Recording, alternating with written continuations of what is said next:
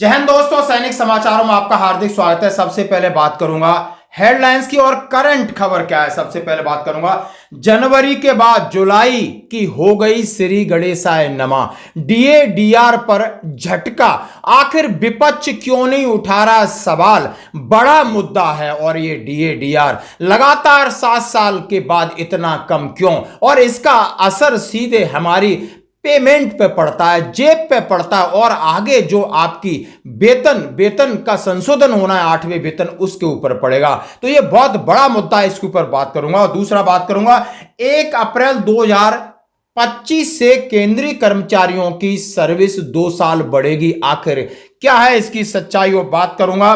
प्रधानमंत्री का सबसे बड़ा बयान, पड़ोसी को दे रहा हूं मौके लेकिन वो सुधरता नहीं है, आखिर हम करें तो करें क्या। और मैं बात करूंगा चीफ ऑफ आर्मी स्टाफ ने कहा कि नहीं, विदेश नीति हमारी हुई है जबरदस्त और सेना का मनोबल है 7वें आसमान पर। और उन्होंने कहा है कि देश के 140 करोड़ जनता का मैं हूं जनप्रतिनिधि और हर जगह जाता हूं तो जनता का दृढ़ विश्वास हमारे साथ। सेना का जवान 24 घंटे से लापता, पत्नी और बच्चों का रो रो कर बुरा हाल, बड़ा इंसिडेंट, आखिर कैसे। तो खबरें करते हुए साथ से सबसे पहले मैं बात करूंगा government of India ministry of labour employment labour bureau, जो कि 13 मार्च 2025 को एक प्रेस रिलीज करता है। और प्रेस रिलीज के बाद एक हड़कंप सा मच जाता है। और प्रेस रिलीज कह रहा है कि ये जो आंकड़े दिखा रहा है महीने के, वो है जनवरी 2025 का महीना, कि आखिर उस महंगाई कितनी बढ़ी, दिसंबर से कितनी बढ़ी या घटी, आगे कितनी बढ़ेगी या घटेगी, ये सीधा प्रभाव डालेगा जुलाई के अंदर बढ़ने वाले डीए को लेकर। और अभी जैसे कि सरकार असमंजस में है, परेशानी में, कि आखिर 2.99 फिगर को वो 3 करे या 2 करे, दोनों चीजें उसके हाथ में। इसके लिए कहीं विदेश से उसको परमिशन लेने की जरूरत नहीं है।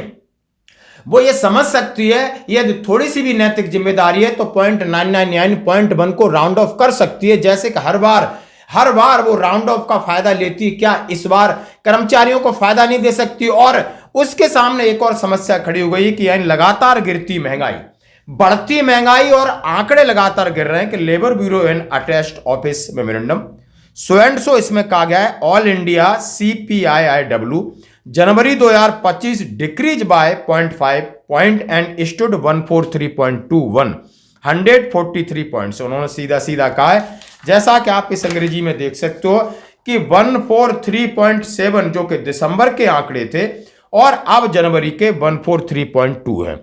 अब मैं आपके सामने रखना चाहता हूं अब इन्होंने क्या क्या लिया है इसमें। फूड एंड बेवरेज, पान सुपारी, tobacco, intoxication, clothing, footwear, housing, fuel and light और मिसलेनियस। क्यों इन आंकड़ों पे जा रहे हो? क्यों आप दाल पे नहीं जा रहे, चावल पे नहीं जा रहे, सब्जी पे नहीं जा रहे, फ्यूल पे नहीं जा रहे, एजुकेशन पे क्यों नहीं जा रहे, मेडिकल पे खर्च हो रहा है, क्यों नहीं जा रहे? लगातार आप GST ले रहे हो, डबल टैक्स ले रहे हो, लेकिन ये आंकड़े दिखा रहे हो आप ऐसी चीजों के लिए जो हाउसिंग है, क्लोथिंग है, फुटवियर है, पान सुपारी। कौन खा रहा है पान सुपारी? महंगे करो या सस्ते करो, क्या फर्क पड़ता है इन सब चीजों से? तो ये है सरकार की नीति। अब मैं आ रहा हूं कि इसका असर सीधा आपके जुलाई 2025 के डीए पे पड़ेगा और 8वें वेतन के फिटमेंट फैक्टर पे पड़ेगा, जो कि लगभग हम कयास लगा रहे थे 65 होगा, फिर 62 होगा, लग रहा है अब 60 तक पहुंचना मुश्किल है। ये सीधा बड़ा इफेक्ट है जो आगे 10 साल तक हमें भुगतना पड़ेगा। क्या ये केंद्रीय कर्मचारियों का मुद्दा क्या विपक्ष नहीं उठा सकता? लेकिन दोस्तों, ये केंद्रीय कर्मचारी हैं जो कि लगातार पिछले 10 साल में उनका ये सर्वे रहा है, रेफरेंडम रहा है कि ये सरकार ने केंद्रीय कर्मचारियों की अनदेखी की और केंद्रीय कर्मचारियों ने सरकार को वोट भी नहीं दिया है। इस बार उन्होंने थोड़ा सा एक करेज दिखा के केंद्रीय कर्मचारियों के बारे में सोचा, लेकिन लगातार कहीं ना कहीं उसके साथ आंख मिचौली खेल रहे हैं। अब दायित्व तो बनता है कांग्रेस पार्टी का, दायित्व बनता है विपक्ष का, लगातार सरकार पर दबाव बनाए। आखिर इतनी महंगाई है, आप GST के साथ कई टैक्स ले रहे हो, लेकिन महंगाई भत्ता नहीं बढ़ रहा है, ताकि आने वाले कल यानी ताकि 1 जनवरी 2026 में जो आपको फायदा होने वाला है उसका सीधा दबाव इस सरकार पर डाला जाए। नहीं, ये सरकार बिल्कुल निरंकुश है और अपनी मनमानी करेगी, और जिसका खामियाजाना आम जनता भुगत रही है, अब कर्मचारी भी भुगतेंगे। इसके लिए आपको रहना होगा तैयार। तो दोस्तों, अब बढ़ते हैं एक और अगली खबर की तरफ। जैसा कि आपके सामने मैं एक लेटर लेके आया हूं जिसमें सीधा लिखा है, क्या केंद्रीय कर्मचारियों की सर्विस है वो 2 साल बढ़ गई है। केंद्रीय कर्मचारियों की रिटायरमेंट आयु में वृद्धि का दावा, सीधा सीधा लिखा है रिटायरमेंट आयु 2 वर्ष की बढ़ोतरी, कैबिनेट बैठक में मिली मंजूरी। योजना का नाम है रिटायरमेंट आयु बढ़ोतरी योजना, लागू तिथि 1 अप्रैल 2025।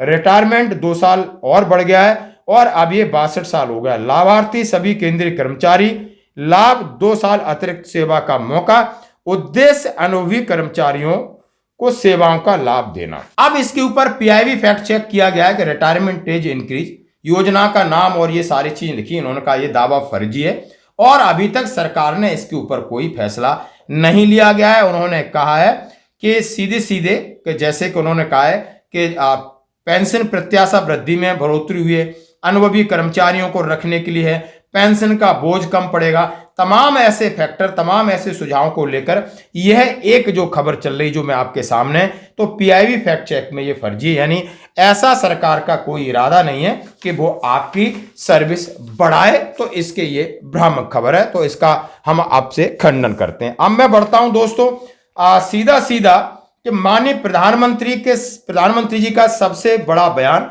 कि पड़ोसी सुधरने का नाम नहीं ले रहा है। मैं ये क्यों कह रहा हूं कि पहली बार एक बहुत बड़ा पॉडकास्ट है, बहुत बड़ा इंटरव्यू है जिस पर खुलकर उन्होंने अपने जीवन के हर पहलू पर देश की विचारधारा की, 140 करोड़ जनता की, अपने पड़ोसियों की, या जो अपनी स्ट्रेटेजिक प्लान है, आर्थिक प्लान है, सबके ऊपर, चाहे उनसे 8वें वेतन आयोग को लेकर बोला हो, जवानों के पेड अलाउंसेस को बोला हो, और जवानों के लिए उन्होंने बोला है कि हमारे दिल में बहुत सम्मान है, रेस्पेक्ट है, यदि हमारी यूनिट का जवान यदि हमारे सामने आ जाता है तो भले अधिकारी खड़ा हो लेकिन वो हमारे सामने बैठेगा क्योंकि उसकी बदौलत मैं यहां तक पहुंचा हूं, मेरे परिवार और जवान मेरे परिवार जैसा है।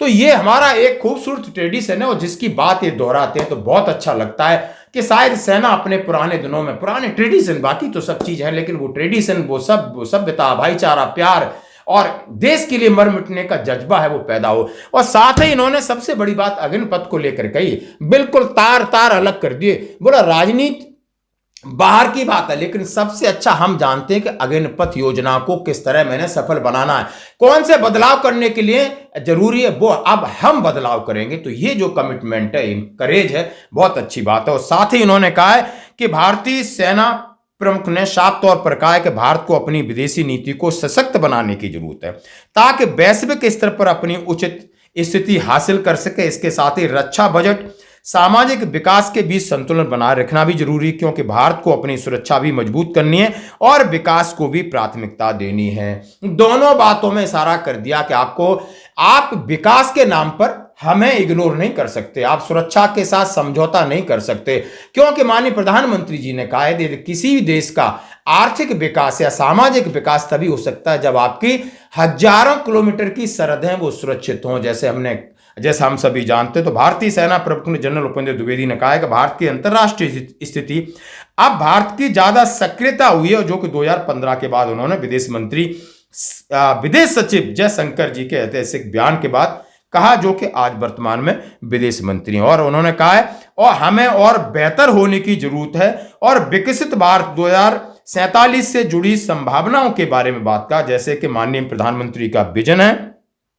लेकिन उन्होंने सीधा सीधा कहा है कि 2023 में वैश्विक रक्षा खर्च $2.4 ट्रिलियन तक पहुंच गया था। उन्होंने सवाल उठाया हमारे देश में सामाजिक क्षेत्र की कई महत्वपूर्ण जरूरतें, ऐसे में क्या हम इस खर्चीली दौड़ का हिस्सा बन सकते हैं। लेकिन साथ ही उन्होंने कहा है भारत एक अस्थिर पड़ोस में स्थित है जहां सुरक्षा चुनौतियों को नजरअंदाज नहीं किया जा सकता। उन्होंने सीधा सीधा इशारा पाकिस्तान और चाइना को किया है कि आप अपनी सुरक्षा और रक्षा को मजबूत करना होगा, वरीयता देना होगा और इसको कभी भी आप नजरअंदाज नहीं कर सकते। बड़े सही शब्दों में, बड़े सीधे शब्दों में, सपाट शब्दों में इन्होंने देश के हमारे शीर्ष नेतृत्व को अपना मैसेज दे दिया। और इसी तरीके से एक जनरल साहब का कमिटमेंट होना चाहिए जो कि सुनने और समझने में बड़ा अच्छा लगता है। और मैं बात करूंगा सीधे का, जैसे माननीय प्रधानमंत्री जी का एक और इंटरव्यू कि आपको इस तरह की प्रेरणा कैसे मिलती है। उन्होंने कहा जब भी हम जाते हैं 140 करोड़ जनता का आशीर्वाद और उनका प्यार हमारे सामने रहता है। यदि मैं किसी से हाथ भी मिलाऊं तो मुझे ऐसा लगता है कि 140 करोड़ जनता मेरे साथ है। उन्होंने जनता का धन्यवाद दिया।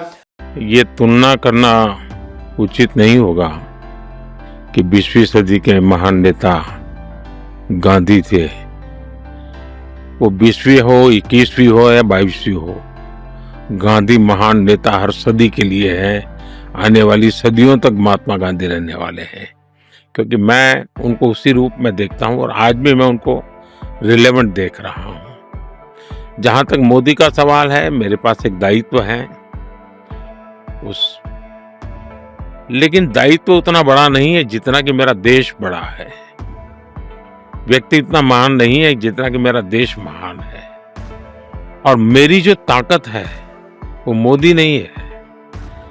140 करोड़ देशवासी, हजारों साल की महान संस्कृति परंपरा, वो ही मेरा सामर्थ्य है। इसलिए मैं जहां भी जाता हूं तो मोदी नहीं जाता है।